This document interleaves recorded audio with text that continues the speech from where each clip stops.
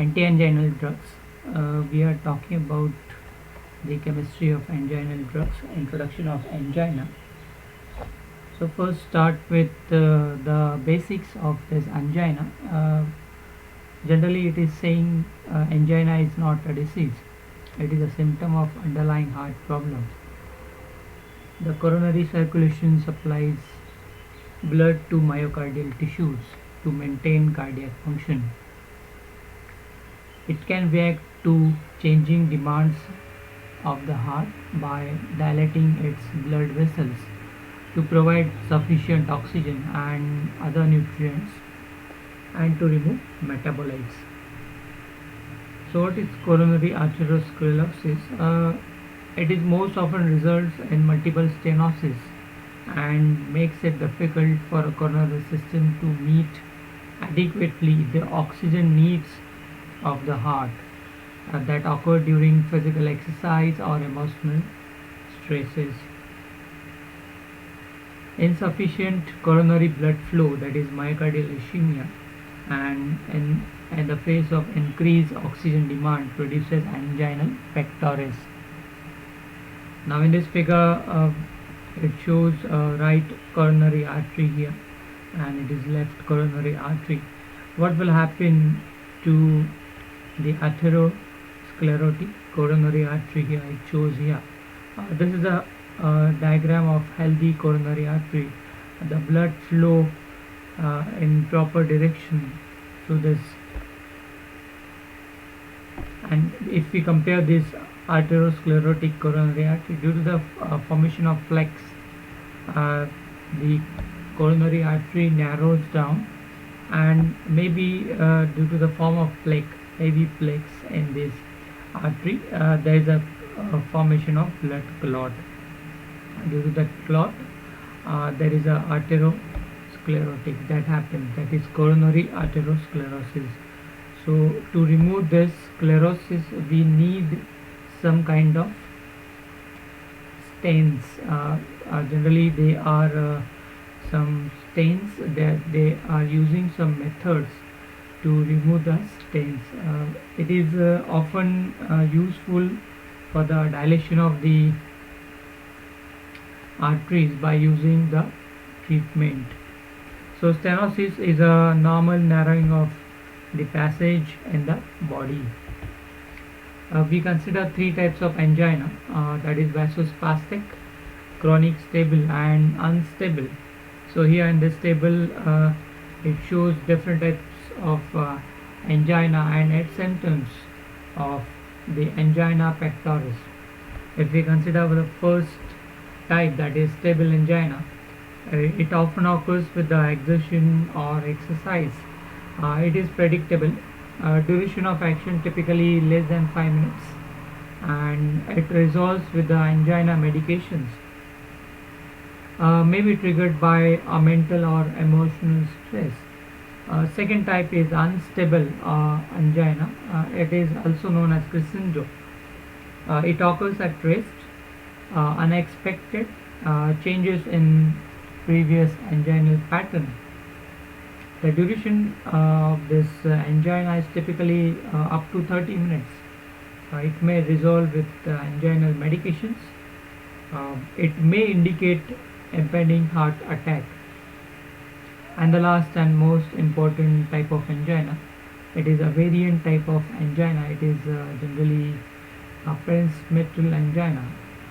Typically occurs at rest. It is a very severe type of angina. Duration of these angina, it varies. It may resolve with the anginal medication, but if it does not resolve, it may risk for the morbidity. So these are the three types of angina. Let us consider the mechanism of action of these drugs and how the procedure takes place here. This is how the regulation of general smooth muscle contraction. A contraction is triggered by influx of calcium. Here the calcium is so calcium influx takes place here, and thereby just the contraction is triggered by influx of calcium. The increase in free calcium causes binding to the calmodulin. The CM indicates calmodulin, and it forms a calcium calmodulin complex, which again binds to myosin light chain kinase, that is MLCK, myosin light chain kinase, MLCK, and further it activates the phosphorylation of myosin, which combines with actin to produce contraction of smooth muscle. Now here, if we consider the myosin, if it is dephosphorylated in the presence of myosin phosphate, it causes muscle relaxation. If it is dephosphorylated, it causes muscle relaxation. The generally beta agonists activate the adenyl cyclase and it raises the CAMP levels. It raises CAMP levels, which in turn activates the kinase that phosphorylate MLCK, inactivating to prevent the contraction. If we consider the regulation of the smooth muscle diagram, the role of calcium is much more important for the contraction and relaxation of the muscles. So this is generally the mechanism of these drugs, and what we are talking about here, the contraction of the muscles.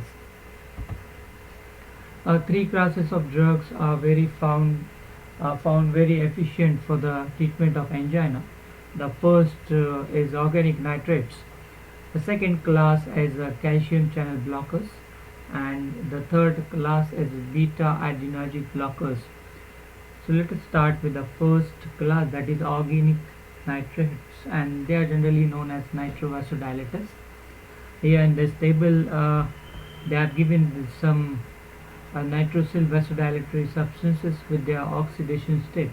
Here they are giving some examples of this nitrovasodilator. It is nitroglycerin, erythritol tetranitrate, then pentra-erythritol tetranitrate, and isosorbide dinitrate. When we look at these nitrosyl compounds, they are primarily structural feature and nitrogen oxidation state. The main important here is nitrogen oxidation state. As it varies and it increases, they are effective. If I consider the nitrate is having a 5 plus nitrogen oxidation state, that means these nitrates, they are much more effective than the other nitrosyl compounds. This is how they have shown here. If a structural feature is a nitric oxide, it has a +2 oxidation state. Then a nitrite, simple structure ONO, it has a +3 oxidation state. Then a nitrate, ONO2, it has a +5 nitrogen oxidation state. Then organic nitrate, now here R is involved, that means any organic compound is attached to this nitrate, and still it has the +3 oxidation state. Next is nitrosothiol.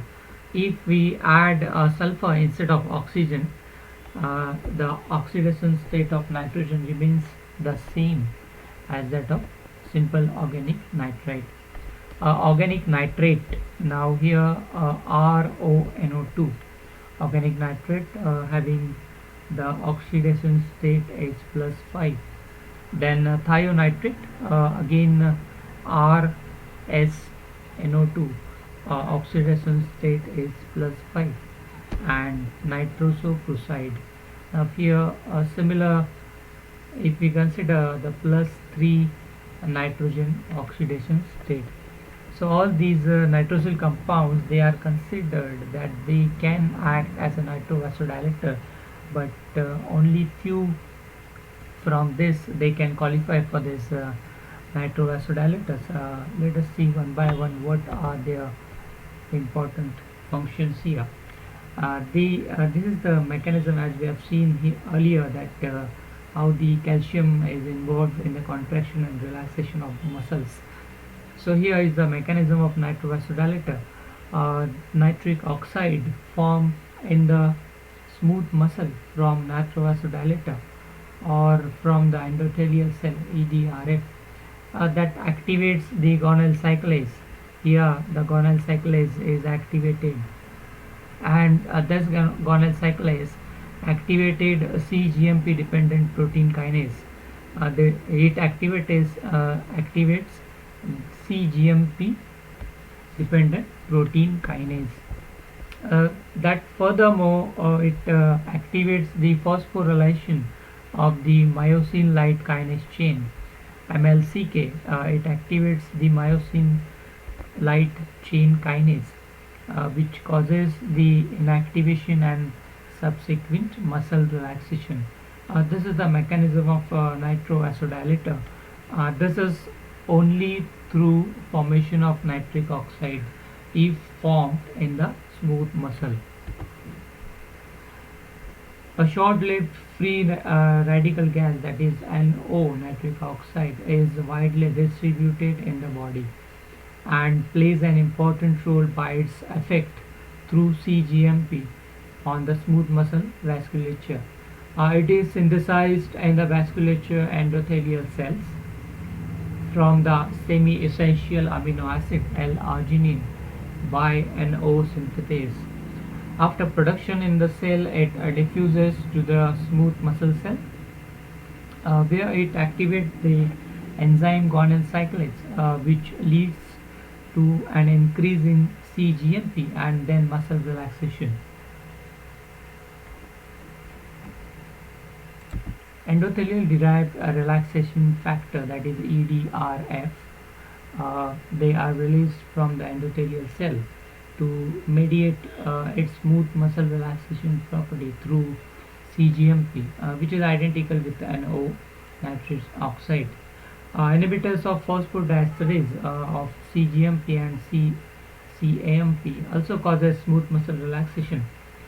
These inhibitors increase cellular levels of CAMP and cGMP by preventing their hydrolysis to AMP and GMP respectively. Drugs such as papaverine, theophylline and sildenafil, which relaxes smooth muscle, these are taking part for the inhibition of phosphodiesterase. As we have seen the introduction and mechanism of these nitrovasodilators, one more important factor is the metabolism of nitrovasodilators. After oral administration, organic nitrates are metabolized rapidly by liver. All of the organic nitrates are subject to rapid first pass metabolism, not only by action of glutathione nitrate reductase in the liver, but also in extrahepatic tissues such as blood vessel walls themselves, kidney, lungs, interstitial mucosa and vascular tissues. Sublingual, transdermal and buccal administration routes have been also used. This is an attempt to avoid at least some of the hepatic metabolism. So here we are talking about the oral administration of nitrovasodilators, and if we consume these through oral route, they undergo some extrahepatic tissues and first pass metabolism. To avoid this first pass metabolism, we have to often consider the other routes like sublingual, transdermal and buccal administration.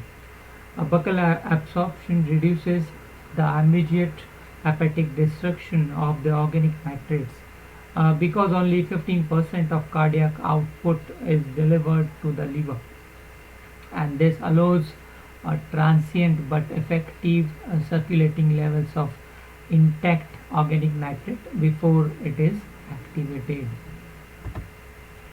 A common feature of these drugs is that they release nitrogen in the form of NO, and it contains nitrogen in an oxidation state higher than 3, as would occur in ammonia, amine and amide.